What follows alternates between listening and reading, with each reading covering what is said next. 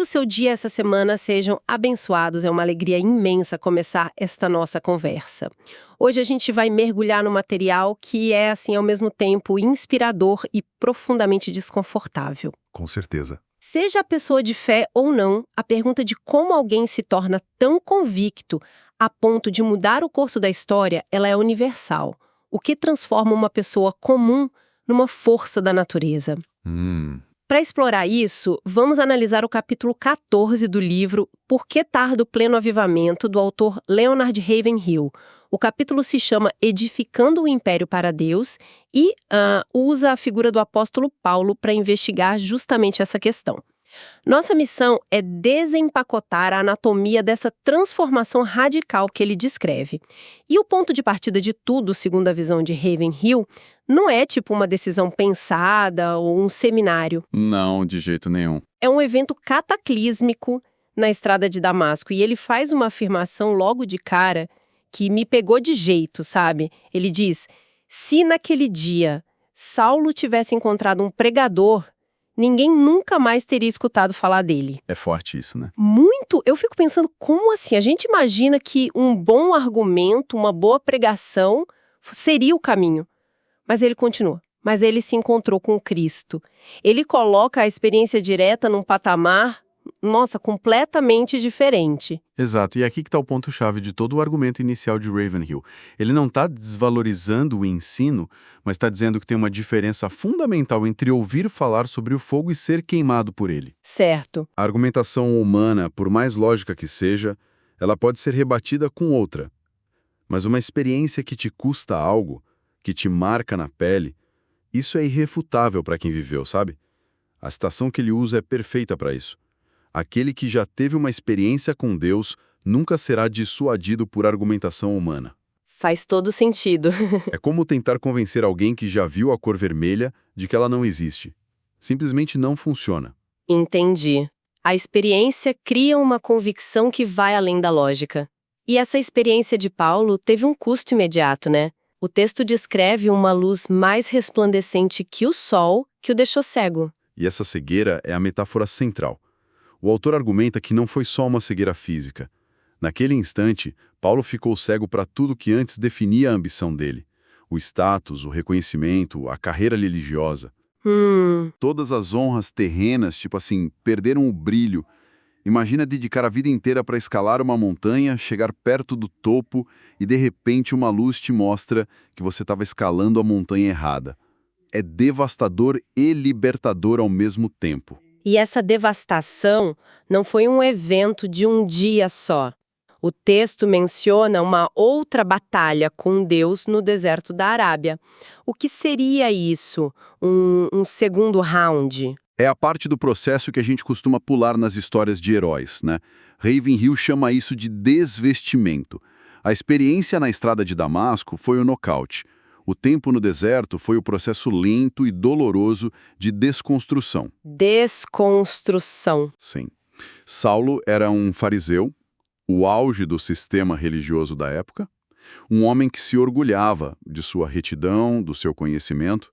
Então, para que o Paulo, o apóstolo, pudesse nascer, o Saulo, o supercrente, precisava ser completamente desfeito. O ego precisava ser aniquilado para que algo novo fosse construído no lugar. Não foi um upgrade, foi uma demolição seguida de uma nova construção. Ok, então essa experiência inicial é devastadora e reconstrutora. Mas como uma pessoa vive o dia a dia depois disso? Onde essa transformação aparece na prática?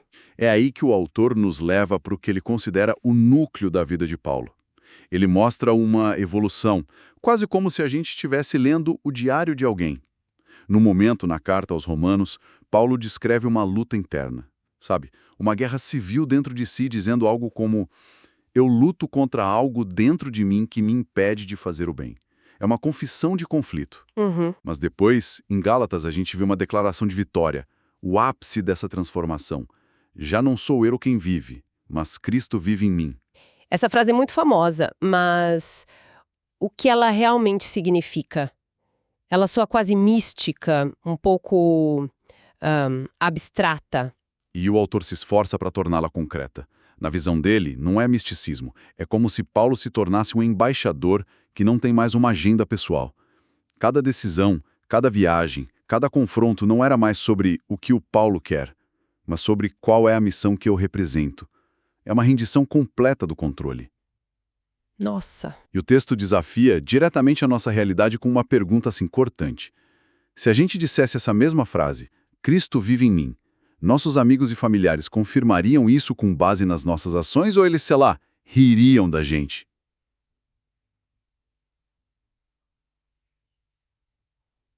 Uau! Ele tira a frase do pôster de inspiração e a joga na brutalidade da vida real. Isso! É muito direto.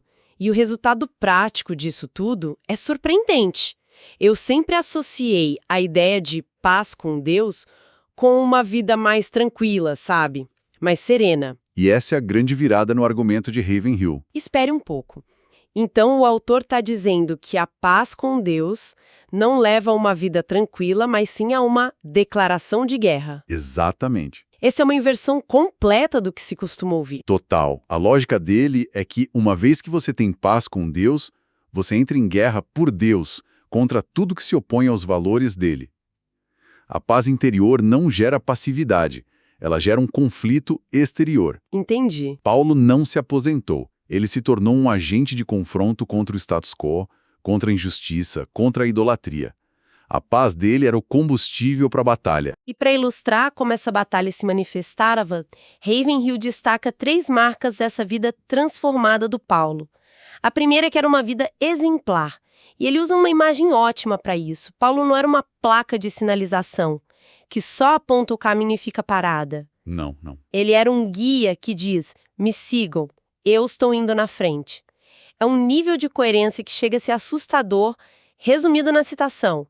O que vocês aprenderam, receberam, ouviram e viram em mim, isso pratiquem. Ele está basicamente dizendo, a minha vida é a aula. É um padrão quase inalcançável, né? Sim, eu fico pensando, o autor dá alguma pista de como ele enxerga isso sendo aplicado por pessoas que não são o apóstolo Paulo? Ou a intenção é justamente criar esse contraste intimidador? Da marca, que aprofunda essa ideia. A vida dele foi excepcional. E o excepcional para o Ravenhill não está só nas cartas que ele escreveu, mas em 2 áreas que a gente costuma ignorar. Quais seriam? O nível de sofrimento que ele aguentou e, principalmente, a sua vida de oração. A lista de sofrimentos que o autor cita de uma das cartas de Paulo é exaustiva. Naufrágios, açoites, perigos de morte, fome, frio, faz a gente repensar o que considera um dia difícil. Totalmente. E o autor faz uma conexão aqui que é radicalmente contracultural. Ele diz, se hoje houvesse mais crentes de oração, haveria também mais pessoas preparadas para o sofrimento. A oração, nessa visão, não é um escudo para evitar problemas. É o treinamento para enfrentá-los. É o que desenvolve em nós o tônus espiritual. Mas espera aí. A lógica dele vai além. Ele diz que a oração não só nos prepara, mas pode até nos acarretar mais sofrimentos. Isso pode soar muito estranho para muita gente. Parece que a pessoa está pedindo por problemas. Como o autor justifica essa conexão? A justificativa é que a oração profunda te alinha com um propósito divino. E esse propósito, inevitavelmente, vai entrar em rota de colisão com os sistemas do mundo, com o egoísmo, com a injustiça. Certo. Então, ao orar, seja feita a tua vontade, você está na prática se voluntariando para ser um agente dessa vontade. E isso gera atrito, gera conflito. Você para de se preocupar só com o seu conforto e começa a se importar com coisas que vão te colocar em situações difíceis. E a intensidade da oração de Paulo que o livro descreve é de outro mundo. Ele chega a dizer que estaria disposto a ser anátema, que o autor explica como amaldiçoado, separado de Deus, se isso significasse a salvação do seu povo.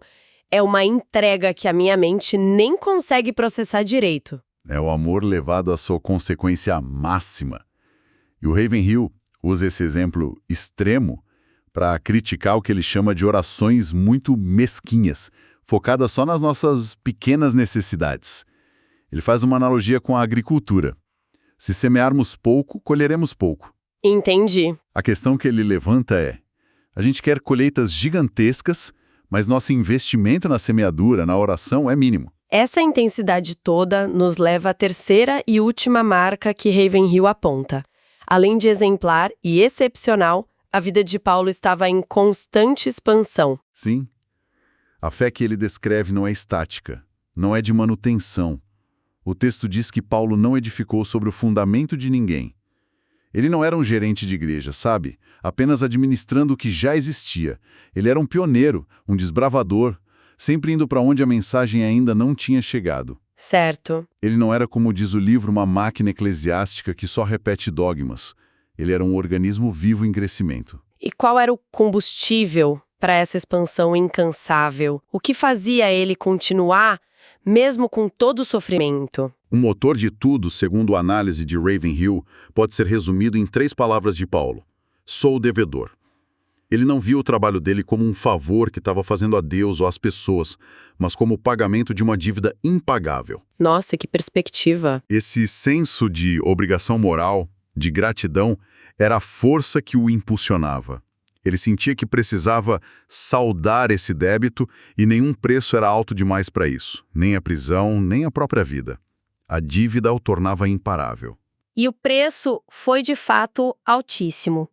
O autor não romantiza essa jornada. Pelo contrário, ele foca muito na dor, na solidão.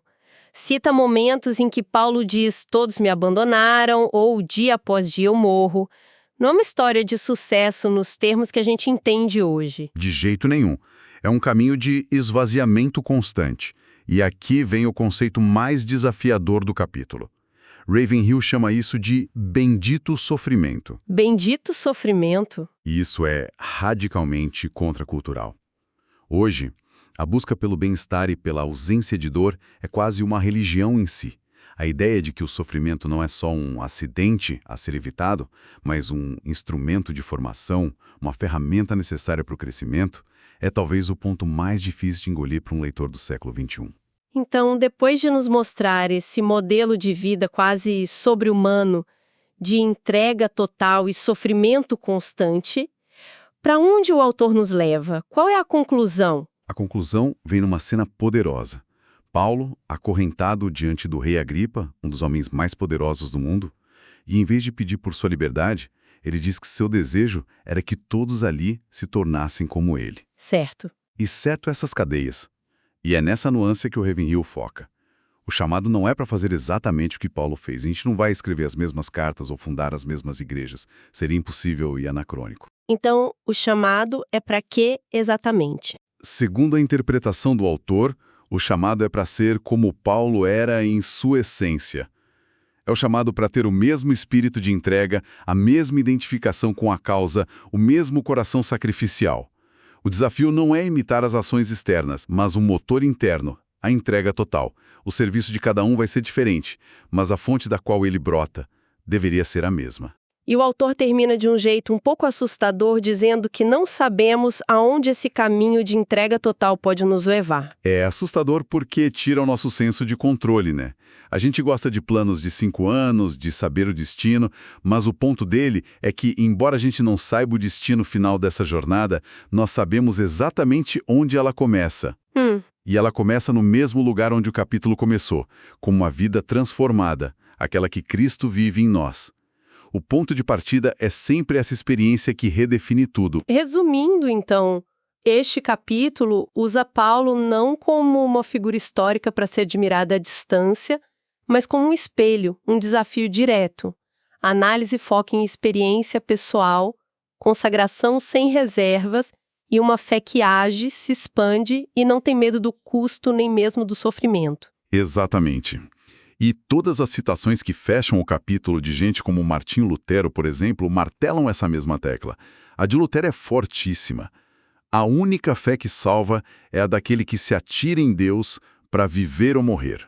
Não há plano B, sabe? Não há rede de segurança. É um comprometimento absoluto. Uau! E isso nos deixa com uma reflexão final que ecoa bem depois que a gente termina a leitura. E qual seria? O capítulo inteiro argumenta que a fé autêntica, do tipo que muda o mundo, tem um preço. É uma tese sobre o custo da convicção. Então a pergunta que fica martelando é: seguindo a lógica apresentada aqui, Qual seria o preço que a nossa própria convicção estaria disposta a pagar? É uma pergunta que nos força a sair do campo das ideias e entrar no campo do sacrifício pessoal. Um pensamento bem provocador para encerrarmos. Na nossa próxima conversa, continuaremos a análise deste livro fascinante, mergulhando em outros capítulos. Que Deus abençoe todos os ouvintes.